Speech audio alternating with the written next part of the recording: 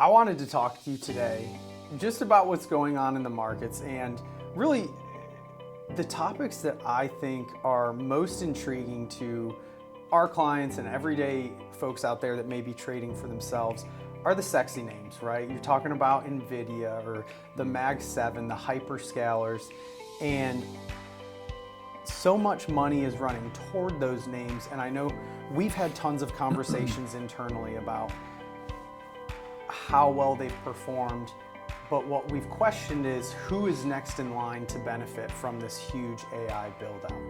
Can you talk about that a little bit for folks that are listening who are sitting on large gains in those hyperscalers, wondering how much more room they can run and maybe if they should start thinking about allocating dollars somewhere else? Yeah, well, I mean, Nvidia has been a great play for the past 5 years.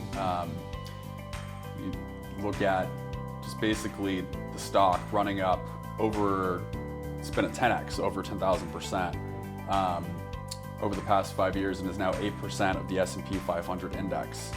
It's just been a terrific hold for a lot of retail and institutional and wealth investors.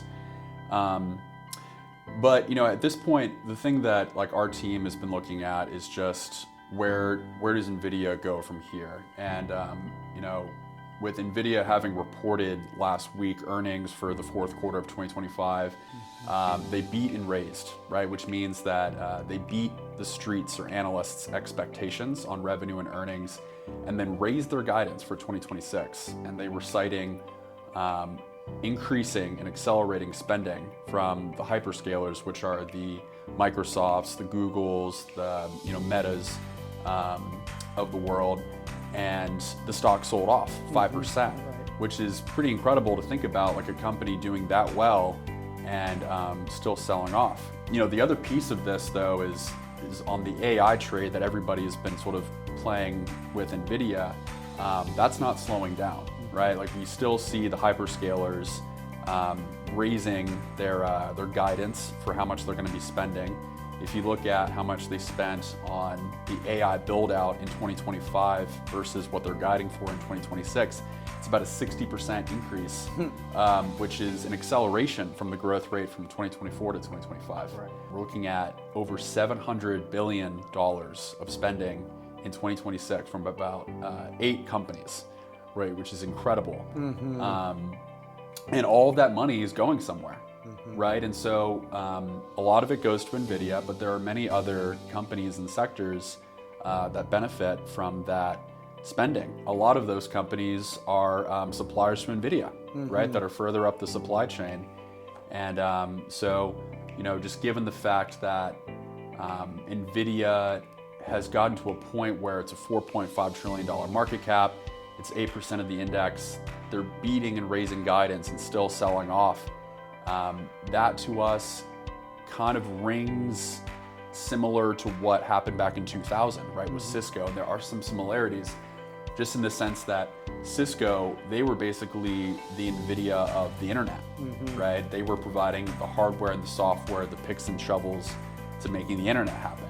They didn't stop doing a good job operationally speaking. Right. They were still making money, but they just got to a value that they couldn't continue to grow at a rate that met market expectations. Right. And so that's why we saw this massive drop. And actually, I think it was just maybe last week that after 20 years, they finally got back to the valuation that they were back in 2000. It took them 20 years to replace that. And you're talking about Cisco, right? With Cisco, yes. And so we think there could be something similar happening with Nvidia now, just given the beat and raise and then the selling off. Right. And where they are, they're 8% of the index versus Cisco back then at its peak valuation was 4% of the index. So from a trading perspective, and I think what you just said is a great segue to that, Nvidia being 8% of the S&P 500. It's remarkable. But also, I think it warrants a little bit more active approach to investing. So how we do things here, right, is we are adjusting and overweighting, underweighting, taking names out, putting names in, and not necessarily companies that we think are not valuable or are going, down or downhill, but merely replacing them with names that we think are going to perform better moving forward. And I think that's exactly what you're saying with the second order trades. Well, so the way we think about it, like our investment team when we're underwriting stocks, when you look at a company like Nvidia, we want to hold that for a long time. Right. And we have, and we want to let our winners ride. And so, Nvidia has done very well for us. But just given where we are and what we're seeing in the market, we think that there is more alpha, more opportunities for above market growth, which is what we shoot for at Mason Burrow, in some of these what we call like second order or third order trades. So if you take like a pebble and you drop it in a pond, it creates a ripple. And that's like, that first ripple is like the first order trades like Nvidia.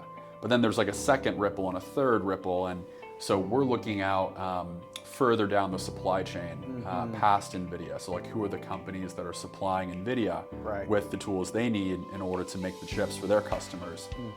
And it's interesting, we've actually been seeing Nvidia, which we consider to be the smart money in AI, making investments in the supply chain themselves. We've been, through a combination of mostly skill and luck, we've been aligned with some of Nvidia's bets that are smaller companies that aren't in the news. They're not on Fox or Bloomberg or CNN, but they're sort of in the background providing all of the tools necessary to help Nvidia do what they do.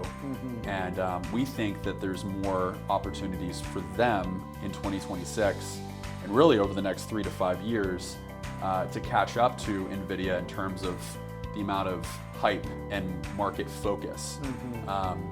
Because at this point, a lot of the mania has been baked into Nvidia, but we think there's more room in some of their suppliers in second, third order trades.